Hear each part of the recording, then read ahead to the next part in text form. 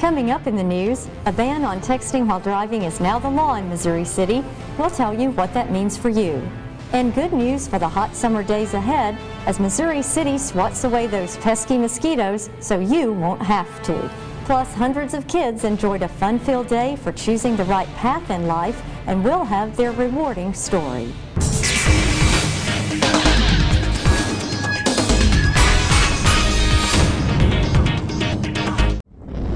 Welcome, and thanks for watching In the News. We begin this newscast with word of a $7.375 million settlement the city has reached in the lawsuit with Quail Valley Country Club, LP. Council voted unanimously on May 24th to accept the settlement.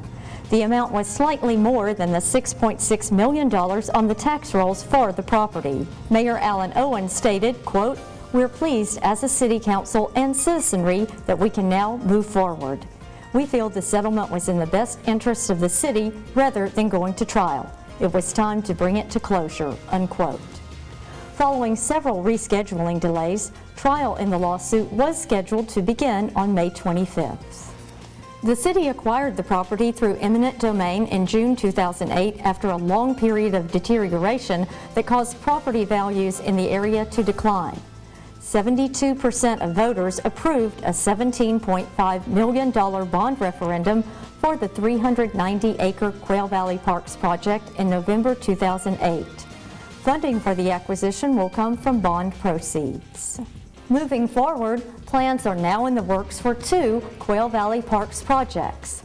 At its May 17th meeting, Council gave a nod of approval for design services for the Tennis and Recreation Center on Cypress Point Drive and the Golf Course Clubhouse and Community Center. The process should take about 2 months to complete and includes town meetings, facility and site assessments, cost-benefit analysis, conceptual plans, and conceptual cost estimates. The community visioning meeting for the Tennis and Recreation Center is scheduled for Tuesday, June 8th at 7 p.m. at the Community Center in the City Hall complex on Texas Parkway.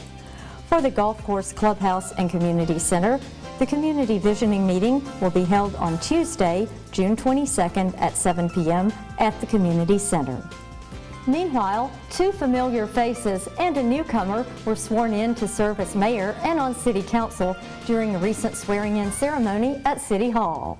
Preserve, protect, and defend. Preserve, protect, and defend. The Constitution. The Constitution. And the laws of the United States. And the laws of the United States. And of this state. And of this state. So help me God. So help me God. Mayor Alan Owen, Councilman Jerry Wyatt, representing At-Large District 1, and newcomer Danny Nguyen, representing At-Large District 2, took oaths of office prior to the May 17th City Council meeting after winning their respective contests in the May 8th election. You elected a fantastic team to work for your city, and we're going to do some great things for the future, and we're going to make this a place that you're going to be proud of, and we're going to continue to be one of the best places in the United States to live and one of the safest. Nguyen replaced Buddy Jimerson, who retired. District B Councilmember Cynthia Gary was required by city charter to step down after her unsuccessful bid for mayor. Council has appointed Dawn Smith to serve out her unexpired term until an election for that seat is held in May 2011. Also during the meeting, Councilman Brett Colaya was appointed as Mayor Pro Tem and will preside in Mayor Owen's absence. Both businesses and people continue to choose the Show Me City as their home, as was the case with the recent groundbreaking for a future assisted living facility. On May 19th, Wallace Bajali Development Partners announced development of Hampton Point, a transitional housing complex for senior citizens.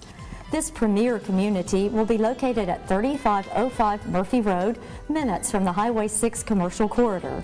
The all-in-one facility for seniors will feature patio homes, assisted and independent living facilities, and a memory care center on 21 beautifully landscaped acres of land shaded by dozens of mature trees.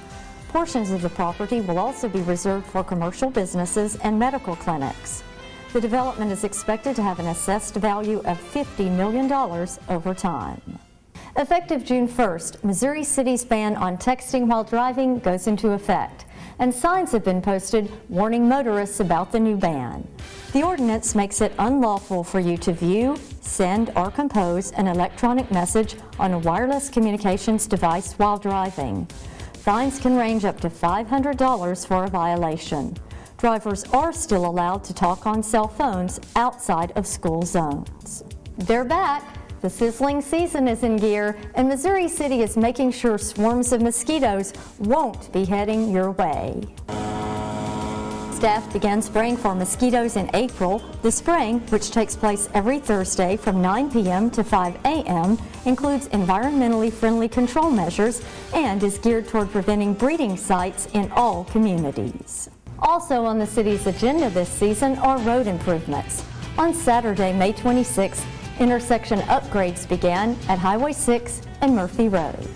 Drive safely, traffic delays are expected, and for the next 2 weeks, the city's Traffic Control Division will be working on Sienna Parkway at the 2 median turnarounds between Sienna Springs and Watts Plantation. Inside lanes on the north and southbound sides will be closed during this time. And the city recently recognized 2 companies that have made significant green contributions in our community.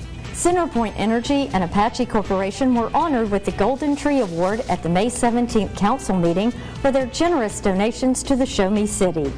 CenterPoint partnered with us to create the Right Tree Trail in Ridgeview Park, the first of its kind in the area. Every once in a while, a business will go the extra mile and really show that they're an outstanding contributor to our environment and a stewardship for a sustainable environment.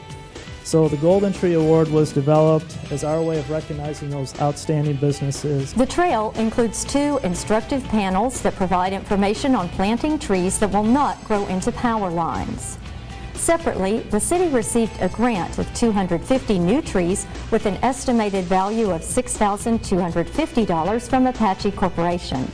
They were used for reforestation and volunteer projects at Stamo, Independence, and Buffalo Run parks. In more good news, 2 Boy Scouts were recently honored for their volunteer efforts that helped them earn that organization's highest honor of Eagle Scout. Brian Eaton led 40 volunteer scouts and parents in 160 collective hours of cleaning up litter and planting 150 trees along the eastern bank of Stamo Park Pond. And Ryan Kelly led a group of 30 volunteer scouts and parents in a project to plant 50 trees in Buffalo Run Park. Congratulations to both on their achievements. There will be fun for everyone at Missouri City Juneteenth Foundation Celebration's 8th annual event, June 14th to June 19th. Some of the featured events will be an annual dramatization and picnic on June 17th at the Freedom Tree on Misty Hollow and nearby Community Park, a new community health awareness exhibit on June 19th from 10 a.m. to 2 p.m. at Covenant Glen United Methodist Church, 401 Pleasant Street, and the annual Mile of Smiles Parade on June 19th along Texas Parkway, followed by the Battle of the Bands at Hunters Glen Park. The week's festivities will conclude with the Festival Under the Stars at the park from dusk to 11 p.m. And one final note of fun.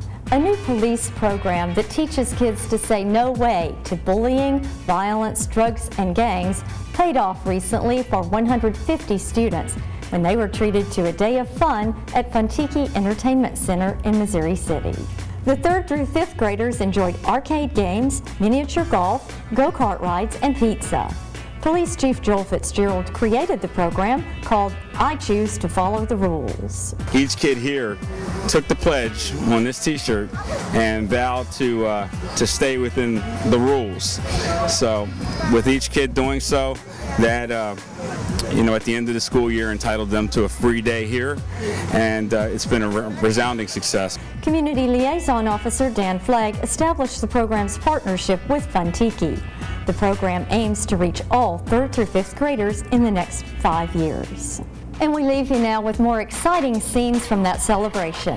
Thanks for watching In the News, brought to you Monday through Sunday at 6 a.m., 9 a.m., noon, 6 p.m., and 10 p.m.